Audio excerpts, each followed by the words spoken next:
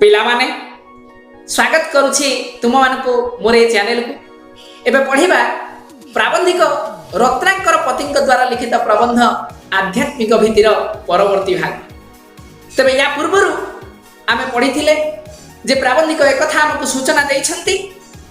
आम भारतीय मानकर सामाजिक राजनैतिक पारिवारिक जे कोनसी भित्तिभूमि हेउना काहेकि सब क्षेत्र रे एई आध्यात्मिकता ही मूलपिंड भाव में दंडायमान हो रही अछि। एवं पुनः प्राबंधिक कहउचन्ते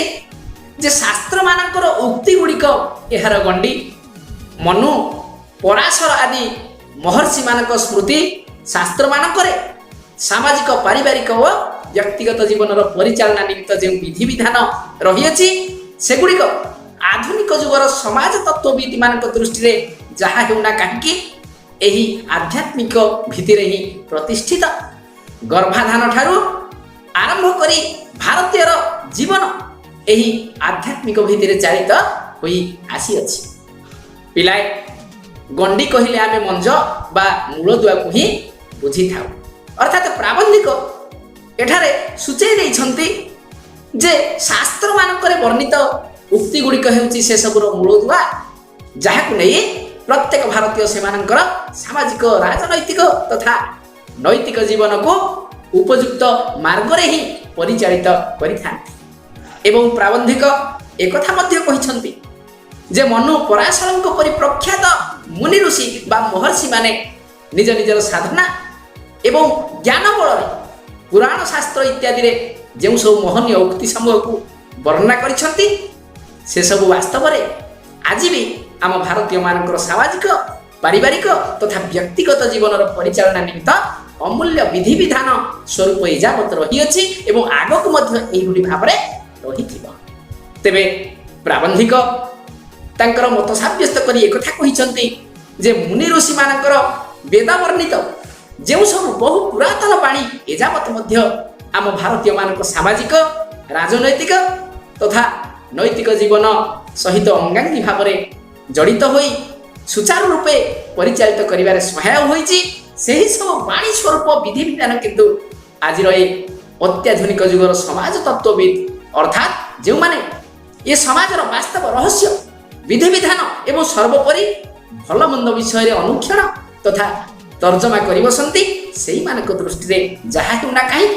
किंतु सर्वशेष रे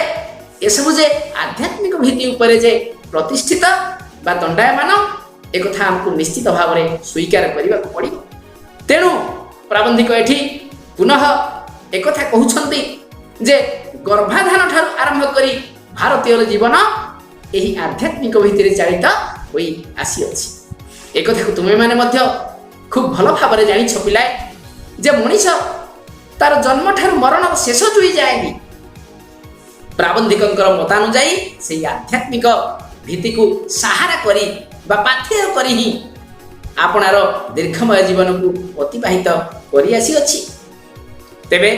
उदाहरण स्वरूप पिलाटीए जन्म हेले आमे छुतिकिया पालुछे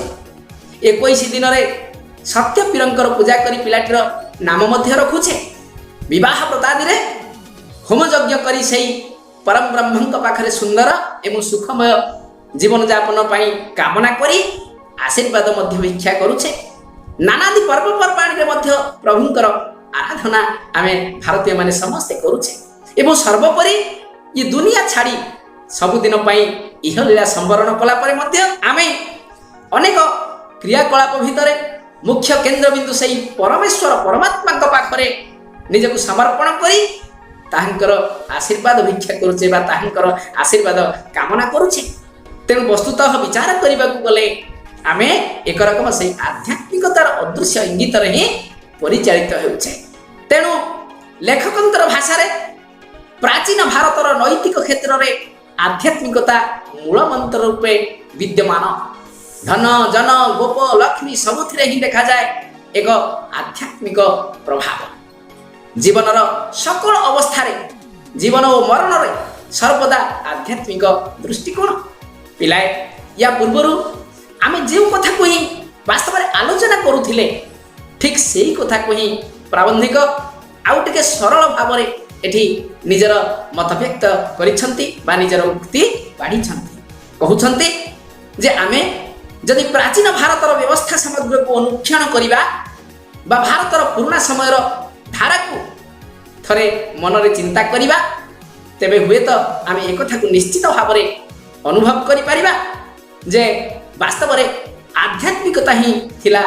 प्रत्येकଙ୍କ जीवनर नैतिक मूल्यबोध बा मूलदुआ अर्थात आउ टिके सरल भाव में जदि कहा जाए तेबे आध्यात्मिकता को बात दे जीवन ही वास्तव में नाही कहिले चले। धन जन गोप लक्ष्मी से जो भी विषय अथवा जो भी क्षेत्र हेउना कहीं सब क्षेत्र रे आध्यात्मिकतार प्रभाव थिला अर्थात प्रत्येक क्षेत्र कार्यारंभ अथवा परिशेष मनीष से परमेश्वर परमात्मा को निजर भक्ति निवेदन करुथिला बा स्मरण मध्य करुथिला सकल अवस्था बा सब अवस्था रे हुए तो से जीवनर गतिपथरे हेउ बा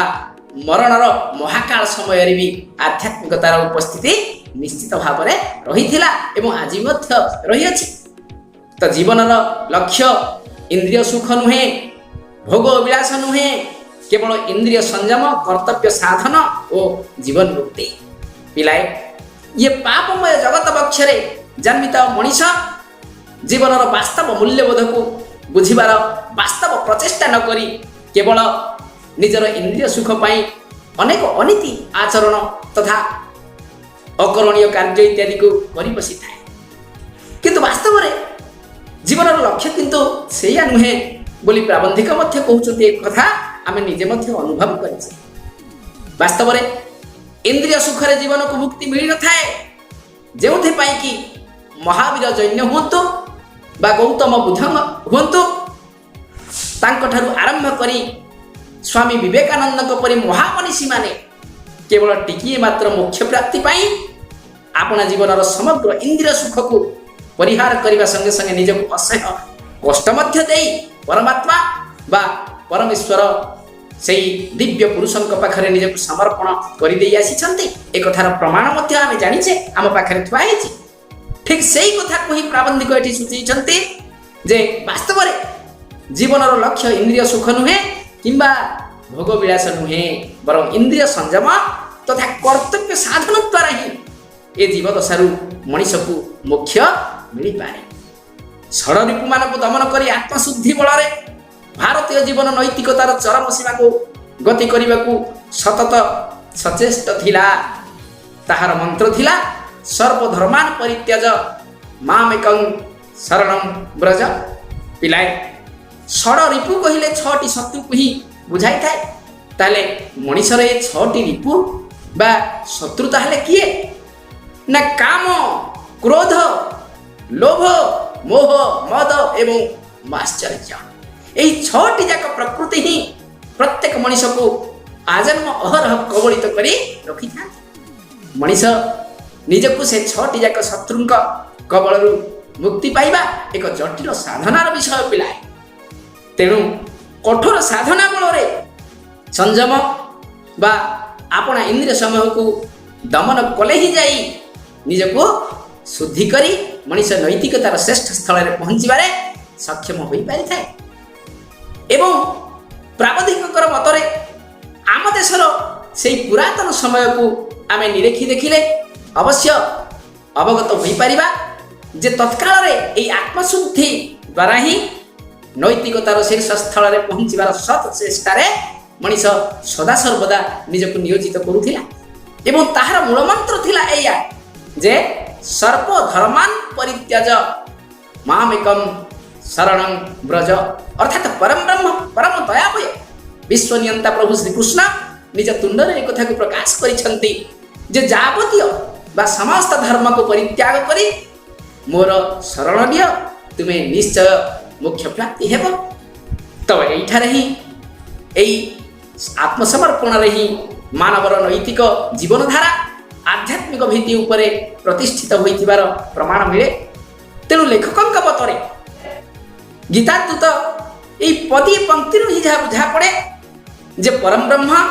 बा से परमेश्वर विश्वनियंता पाखरे निजको शरणापन्न करी ଯେଉଁ ଜୀବନଧାରା ପ୍ରଚଳିତ ବାସ୍ତବରେ ତାହା ହିଁ ତ ଆଧ୍ୟାତ୍ମିକ ଭିତ୍ତି ଉପରେ ଦଣ୍ଡାୟମାନ ବୋଲି ସ୍ପଷ୍ଟ ଅନୁମେୟ। ତେଣୁ ପ୍ରାବନ୍ଧିକଙ୍କର ପୁନଃ ଯେଉଁ ଉକ୍ତି ପ୍ରକାଶ କରିଛନ୍ତି ତାହା ହେଉଛି ମାନବର କର୍ମକ୍ଷେତ୍ର ଉକ୍ତି ବା ଜ୍ଞାନର ସହଯୋଗରେ ପରିଚାଳିତ, କର୍ମ ଭକ୍ତି ସମନ୍ୱିତ ଓ ଜ୍ଞାନର ସାଧକ ନହେଲେ ଅକର୍ମରେ ପରିଣତ ହୁଏ। ଅର୍ଥାତ୍ ମଣିଷର ସମଗ୍ର କର୍ମର ସୀମାରେଖା ଯେ ଭକ୍ତି ଏବଂ ଜ୍ଞାନର ବଳରେ ବା ସହଯୋଗରେ ପରିଚାଳିତ ବୋଲି ଏକଥାକୁ ଲେଖକ ଏଠାରେ ନିଜସ୍ୱ ଉକ୍ତି ଉପସ୍ଥାପନ କରିଛନ୍ତି ଏବଂ ଏକଥା ମଧ୍ୟ କହୁଛନ୍ତି ଯେ ମଣିଷ ଯାହା ବି କର୍ମ କରୁନା କାହିଁକି ଯଦି ସେଥିରେ ଭକ୍ତିଭାବ ନଥାଏ କିମ୍ବା ଜ୍ଞାନର ସାଧନ ମଧ୍ୟ ନଥାଏ ତେବେ ସେ କର୍ମକୁ କର୍ମତୁଲ୍ୟ ବୋଲି ଗଣାଯିବ ନାହିଁ ବା ତାହା ଅକର୍ମ ବୋଲି ପରିଗଣିତ ହେବ। ସୁତରାଂ ମାନବର କର୍ମକ୍ଷେତ୍ର ତାହାର ନୈତିକ ଜୀବନ ଶାସ୍ତ୍ରୋକ୍ତ ବିଧିବିଧାନର ବଶବର୍ତ୍ତୀ, ତେଣୁ ଆଧ୍ୟାତ୍ମିକ ଭିତ୍ତି ଉପରେ ଦଣ୍ଡାୟମାନ। ତ ପ୍ରାବନ୍ଧିକ ଏଠି ପୂର୍ଣ୍ଣ ପ୍ରାଣରେ ପ୍ରମାଣ କରିବାକୁ ଯାଇ ଏକଥା କହିଛନ୍ତି ଯେ ସେହି ହେତୁ ମଣିଷର ସମଗ୍ର କର୍ମକ୍ଷେତ୍ର ହେଉ ବା ତାର ନୈତିକ ଜୀବନ ଇତ୍ୟାଦି ଅର୍ଥାତ୍ ଯେଉଁ ସବୁ ଉପାଦାନକୁ ନେଇ ସେ ତାର ସମଗ୍ର ଆୟୁଷକୁ ଅଗ୍ରଗତି କରାଏ ସେସବୁ ଶାସ୍ତ୍ରାଦିରେ ବର୍ଣ୍ଣିତ ବିଧିବିଧାନର ଅଧୀନ ବା ବଶବର୍ତ୍ତୀ ନିଶ୍ଚୟ ବା ଆଧ୍ୟାତ୍ମିକ ଭିତ୍ତି ଉପରେ ହିଁ ଦଣ୍ଡାୟମାନ। ତେବେ ପିଲାଏ ଏ ଭାଗର ପାଠକୁ ଆମେ ଏଇଠି ରଖିବା, ପରବର୍ତ୍ତୀ ଭାଗରେ ପୁଣି ଆଗକୁ ଆଉ କିଛି ପାଠ ପଢ଼ିବା। ଗଲାବେଳେ ତୁମମାନଙ୍କୁ ଅନୁରୋଧ କରୁଛି